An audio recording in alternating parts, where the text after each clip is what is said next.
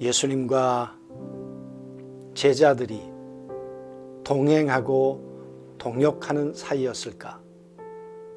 예수님과 가룟 유다는 과연 어떻게 평가할 수 있을까?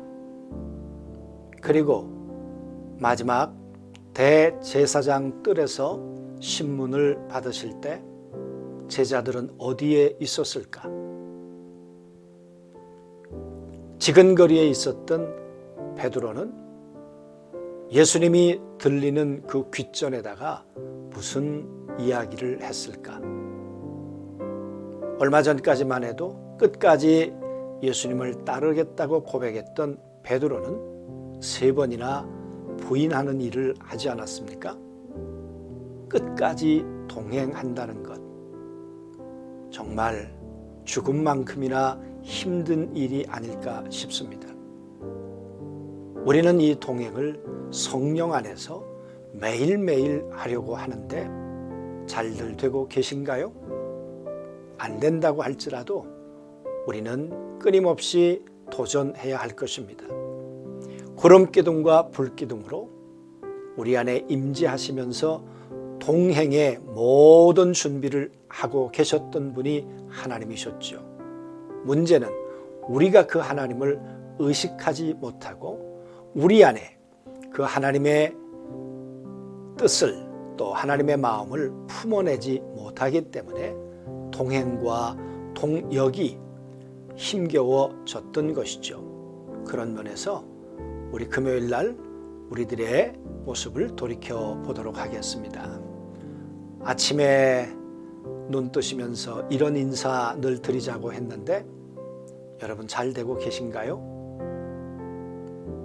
의식적으로 의도적으로 점검하고 확인하지 않으면 우리 몸의 일부가 되기는 어려울 것입니다.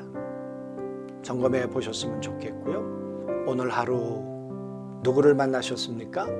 어떤 일을 당하셨습니까? 그런 일 가운데 성령님께 무엇을 여쭤보았습니까? 정말 성령의 음성을 듣기를 소망하셨습니까?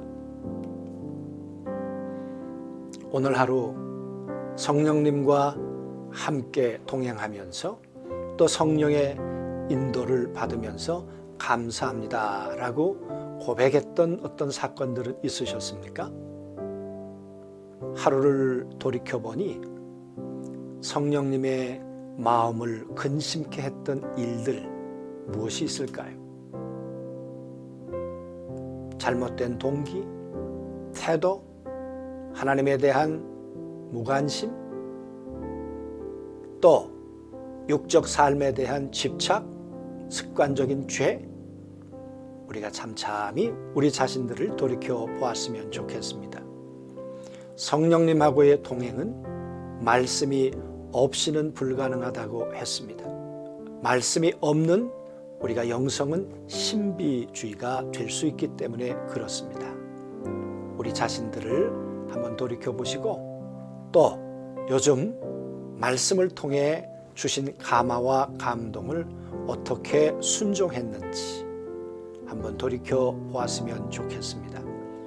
우리 지난주 말씀 가운데 예수님을 하나님의 아들로 믿는 것, 그거 영생을 얻는 길이라고 했습니다. 그러나 그 아들에 순종하지 아니하는 자는 생명을 얻지 못하고 영생을 얻을 수 없다고도 말씀하셨습니다. 내가 알고 믿는 것 넘어서 순종의 자리까지 가야 한다는 분명한 말씀이셨습니다. 우리 그렇게 한번 돌아보았으면 좋겠고요.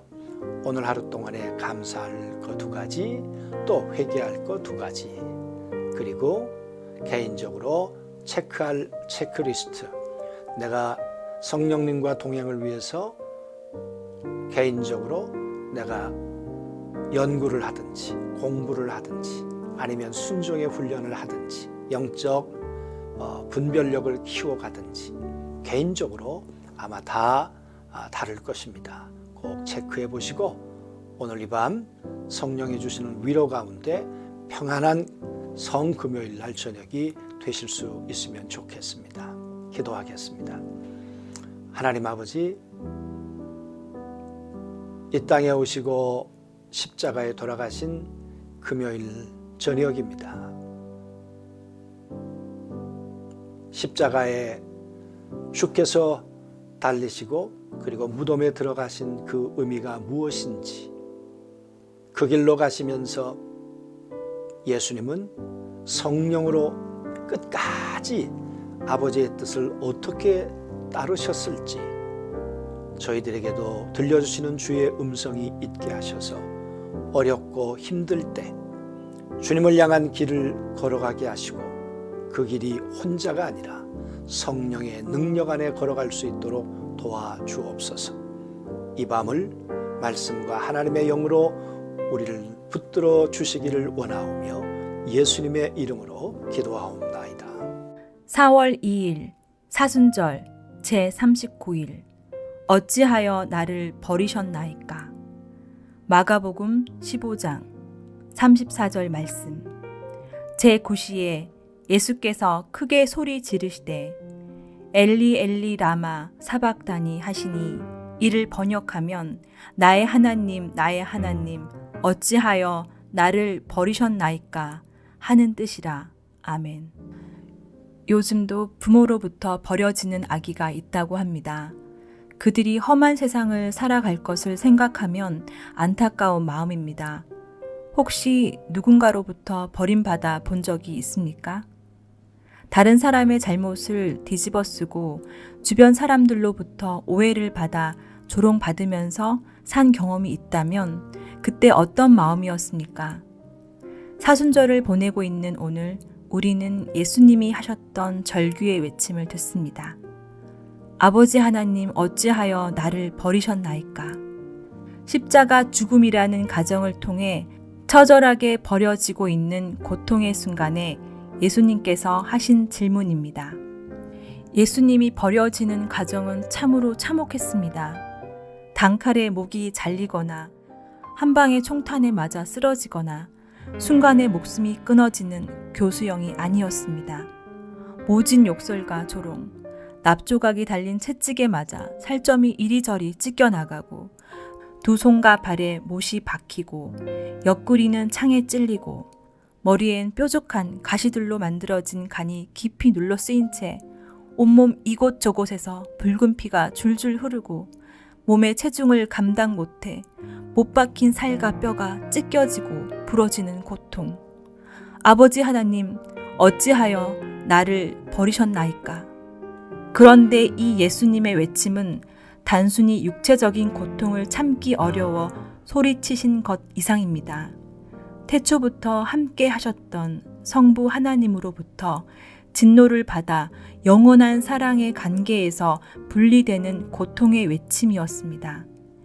예수님은 왜 이런 분리의 고통과 십자가 수모를 당하셔야만 했을까요? 죄 때문입니다.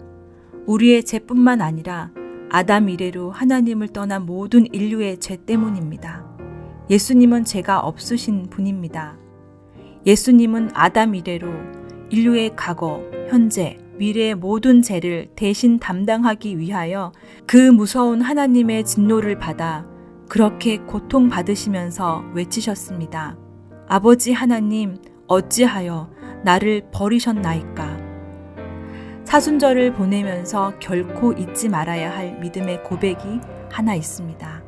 주님의 십자가 고통과 외침은 바로 죄인인 저를 구원하기 위한 주님의 전적인 희생이요 사랑입니다.